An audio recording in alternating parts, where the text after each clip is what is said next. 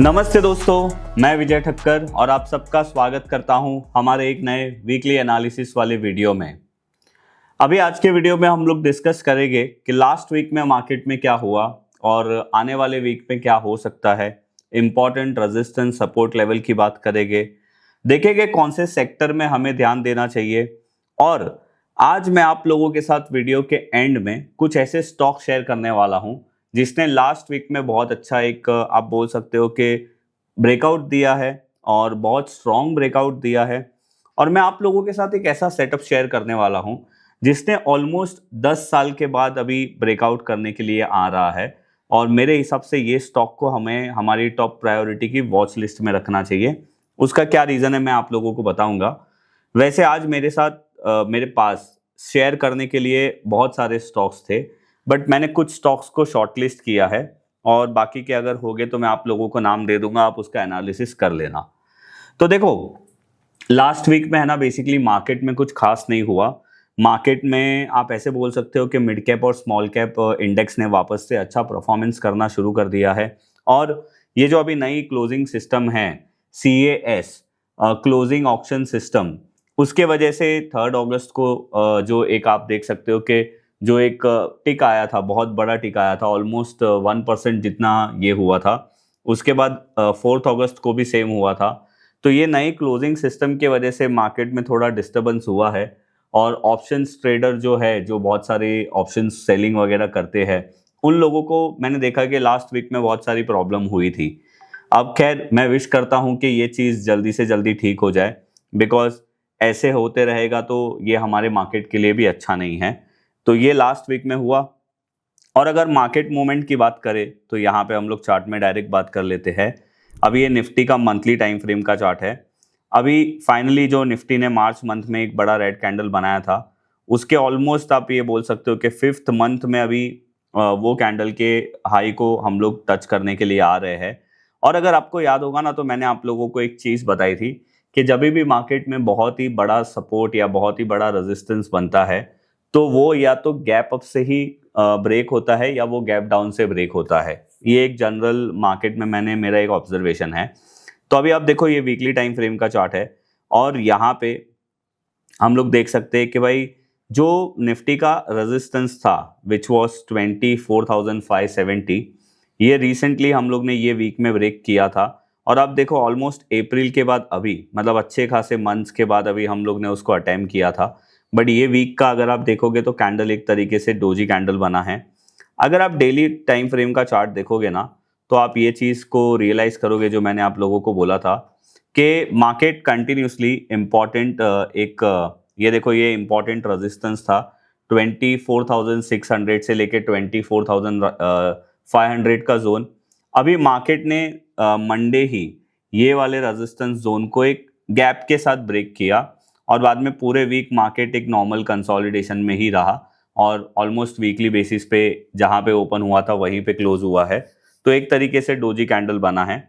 अभी देखो, हमारे लिए सबसे इम्पॉर्टेंट जो सपोर्ट है वो ऑब्वियसली यही है जो निफ्टी में गैप हुआ था, विच इज़ 23,600।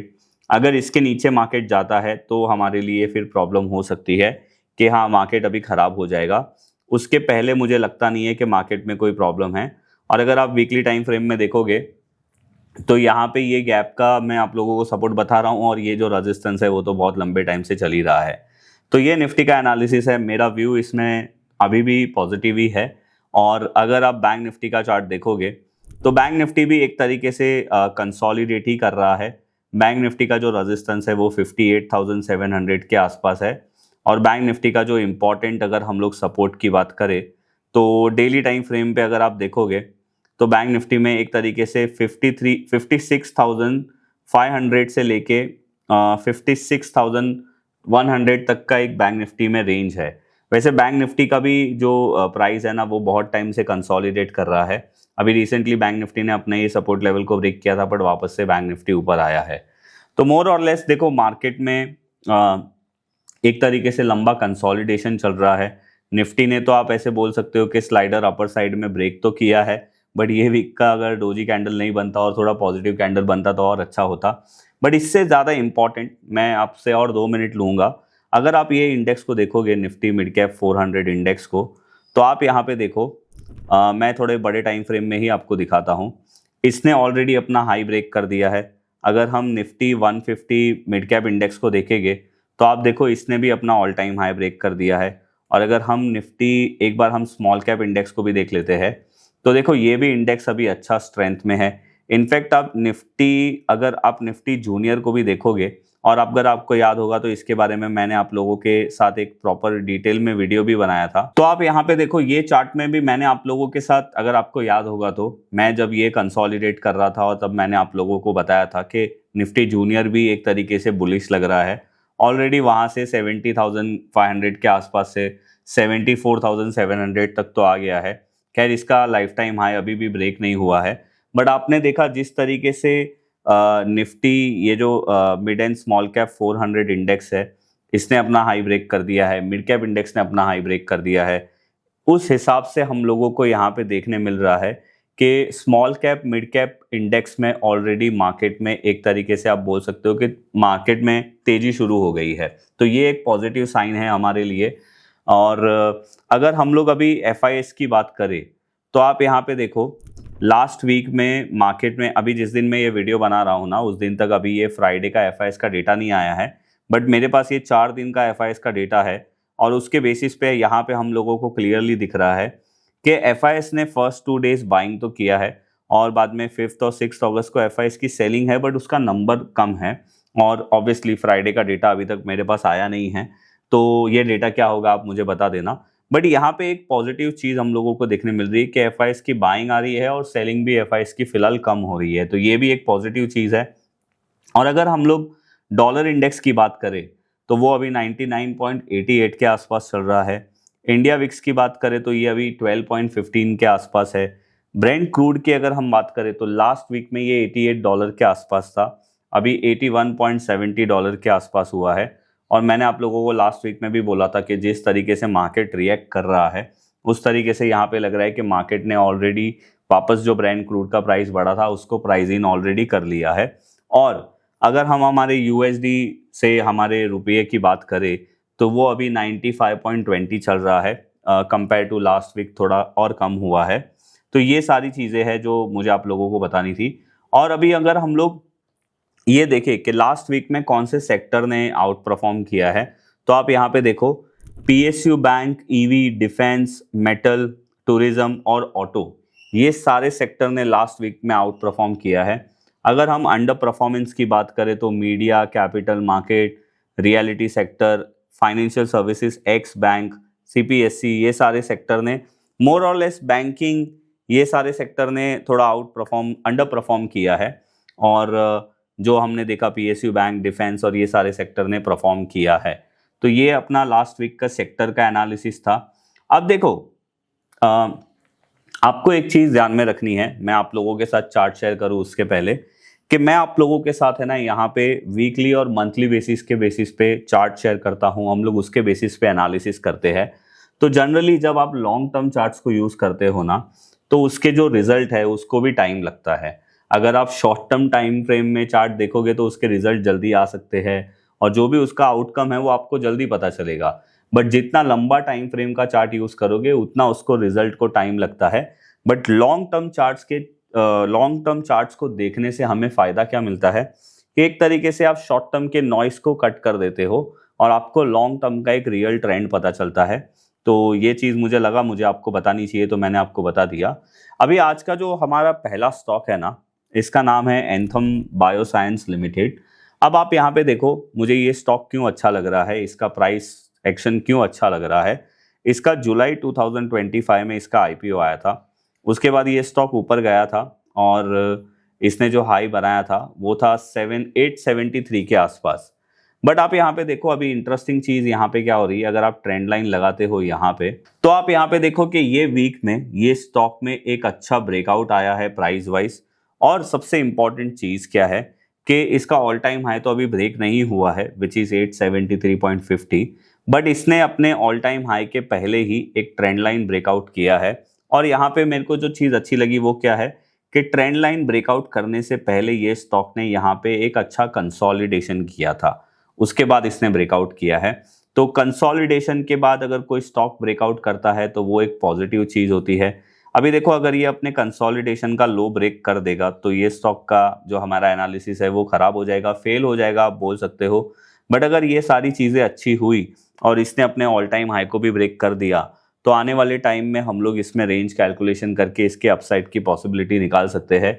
इवन आप इसके अंदर फिबोनाची रिट्रेसमेंट लगा के भी इसकी अपसाइड रेंज देख सकते हो।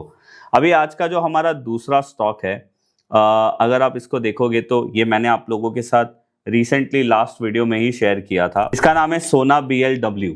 अब आप देखो मैंने आप लोगों के साथ लास्ट वीक में जब ये स्टॉक शेयर किया था हमारे मंथली एनालिसिस वाले वीडियो में, तब मैंने आप लोगों को ये बताया था कि ये स्टॉक के IPO आने के बाद ये स्टॉक ने ऑलमोस्ट 840 का हाई मारा था।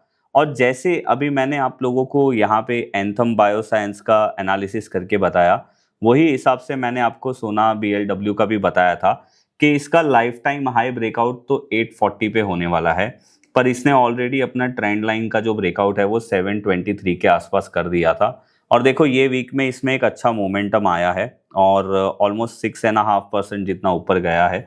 अभी ये स्टॉक मेरा बताने का आप लोगों को रीज़न क्या है वो चीज़ को आप समझो। ये स्टॉक ने ऑलरेडी अभी एक लेवल के ऊपर से अगर हम देखें तो ऑलरेडी 30-40% ये स्टॉक ने एक कंटिन्यूएशन मूव दिया है और अभी ये स्टॉक अपने आप बोल सकते हो कि ऑल टाइम हाई के पास आया है ब्रेकआउट करने के लिए। तो there is a high possibility कि ये स्टॉक अभी यहाँ पे थोड़ा प्राइस कंसोलिडेशन या टाइम कंसोलिडेशन करे और फिर ब्रेकआउट हो।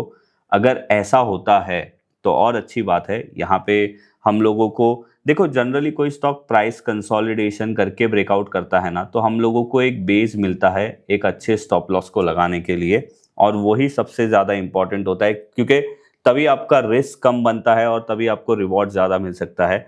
तो इसीलिए मैंने आप लोगों के साथ ये शेयर कर दिया कि आप ध्यान रखो इसको। इसमें अभी टाइम कंसोलिडेशन और प्राइस कंसोलिडेशन होने की पॉसिबिलिटी है। अभी जो आज मैंने आप लोगों को बोला था कि ऑलमोस्ट 10 साल के बाद ये स्टॉक अभी ब्रेकआउट करने के लिए आ रहा है, वो स्टॉक का जो नाम है ये मैं आप लोगों को बताऊं उससे पहले मैं आप लोगों को एक चीज़ बता दूं। अगर आप लोगों को देखो ऐसे ही मल्टी ईयर ब्रेकआउट स्टॉक्स कैसे ढूंढने हैं, कैसे उसमें हमें ट्रेड लेना है, कैसे प्रॉपर प्रोसेस ड्रिवन हमें काम करना है, अगर आपको ये सारी चीज़ें डिटेल में सीखनी है तो आप मेरा मल्टी ईयर ब्रेकआउट का कोर्स देख सकते हो। उसकी लिंक मैं नीचे डिस्क्रिप्शन में दे दूंगा। और अभी देखो यहाँ पे जो आप लोग चार्ट देख रहे हो ना, ये बेसिकली PNB हाउसिंग फाइनेंस का चार्ट है। और यहाँ पे देखो एक चीज़ बहुत ही ईजी है हम लोगों को समझने के लिए कि इसका IPO आया था 2016 में। उसके बाद ये स्टॉक नॉन स्टॉप 1422 तक ऊपर गया था। उसके बाद अगर आप देखोगे ना तो ये स्टॉक अपने टॉप से 2017 से लेके ऑलमोस्ट कोविड तक ये स्टॉक में 91-92% तक का करेक्शन आ गया था। फिर आप यहाँ पे देखो धीरे धीरे ये स्टॉक ऊपर चलते गया और इसने जो 2018 और 2017 के आसपास एक रेजिस्टेंस लेवल बनाया था, वो लेवल को अगर आप देखोगे ये स्टॉक ने एक बार ब्रेकआउट करने का कोशिश किया था विच वॉज इन अगस्त 2024। और अगर आप देखोगे तो ये हाई सितंबर 2024 का ही है। और आपको भी पता है कि मार्केट ने सितंबर 2024 में ही एक बार हाई मारा था। एक बार मैं उसका भी चार्ट आप लोगों को निफ्टी में बता देता हूं। तो आप यहाँ पे देखो निफ्टी का जो हाई बना था जो अभी तक ब्रेक नहीं हुआ है वो सितंबर 2024 में ही बना था।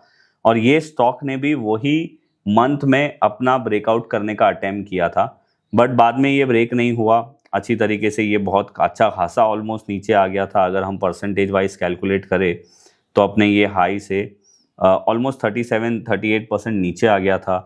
बट वो तो हमें भी पता है कि उसके बाद मार्केट में भी ऑलमोस्ट 15% से ज़्यादा करेक्शन आ गया था। पर अब देखो ये 2024 से लेके अभी तक ये स्टॉक ने अच्छा खासा कंसोलिडेशन किया। 2 साल का कंसोलिडेशन अपने रेजिस्टेंस के पास, और ऑलरेडी ये स्टॉक 10 साल 9 साल से एक पुराना रेजिस्टेंस लेके बैठा है।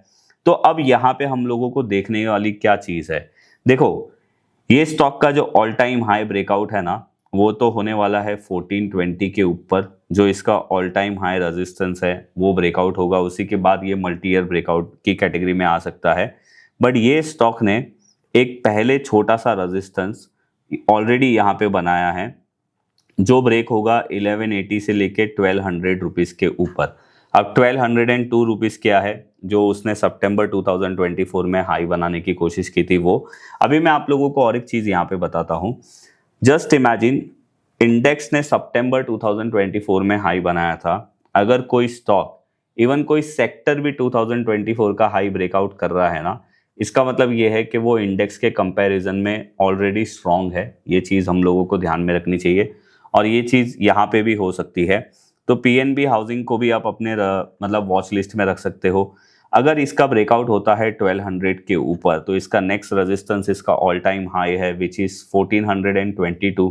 और फिलहाल तो इसका जो अगर हम देखें तो एक तरीके से 740 इसका इंपॉर्टेंट सपोर्ट है। बट अगर हम वीकली टाइम फ्रेम में भी जाके यहाँ पे देखें तो प्रीवियस स्विंग लो जो है वो 960 के आसपास है। तो ये फिलहाल अभी इसका एक इम्पॉर्टेंट बेस बनेगा। अगर ये ब्रेक हो जाएगा तो ये स्टॉक खराब हो सकता है। तो ये एक इम्पॉर्टेंट चीज़ है, मतलब जो सेटअप्स थे मैंने आप लोगों के साथ शेयर किए।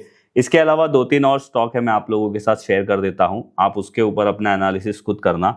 अगर आप देखोगे तो वारोक इंजीनियरिंग करके जो है उसने भी एक अच्छा रिवर्सल ब्रेकआउट किया है। अगर आप टाटा टेक्नोलॉजी को भी देखोगे तो इसमें भी एक रिवर्सल ब्रेकआउट हुआ है। अगर आप ग्लोबल हेल्थ लिमिटेड को देखोगे तो इसमें भी एक ब्रेकआउट आया है।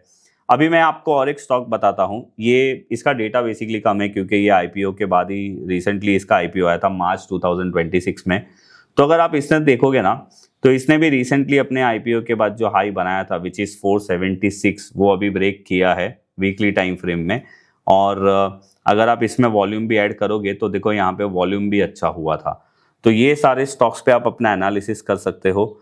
और अगर आप लोगों को ऐसा है कि भाई हमें ये सारी चीज़ें नहीं करनी है तो आप हमारी SEBI registered research analyst service के बारे में चेक कर सकते हो। उसके अंदर बेसिकली हम लोग मल्टी ईयर ब्रेकआउट्स वाले सेटअप वाले स्टॉक्स आपके साथ शेयर करते हैं और हमारा एक जो मॉडल पोर्टफोलियो भी है वो भी हम वहाँ पे रन करते हैं। हमने रिसेंटली जुलाई में ही स्टार्ट किया था, ऑलमोस्ट उसको 1 मंथ हो गया है और अभी रिसेंटली उसका रीबैलेंसिंग भी हमने किया। उसमें से 2 स्टॉक कुछ निकले और 2 नए स्टॉक एंटर हुए हैं। तो आपको हमारी SEBI registered research analyst service के बारे में भी जानना है तो उसकी लिंक भी मैं नीचे डिस्क्रिप्शन में डाल दूंगा और उसको लेकर आपके कोई भी डाउट है तो आप हमारे ऑफिस में कॉल करके आपके डाउट्स क्लियर कर सकते हो। तो बस ये था हमारा आज का ये वीडियो। आप मुझे नीचे कमेंट्स में बताइए कि आपका star of the month chart कौन सा है।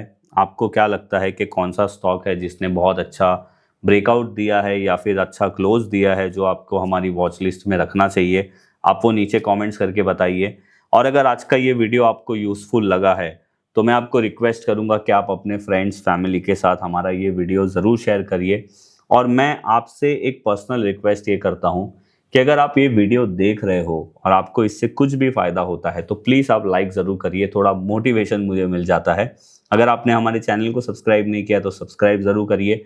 मैं मिलूंगा आप लोगों को ऐसे ही कोई नेक्स्ट वीडियो में, तब तक के लिए बाय बाय।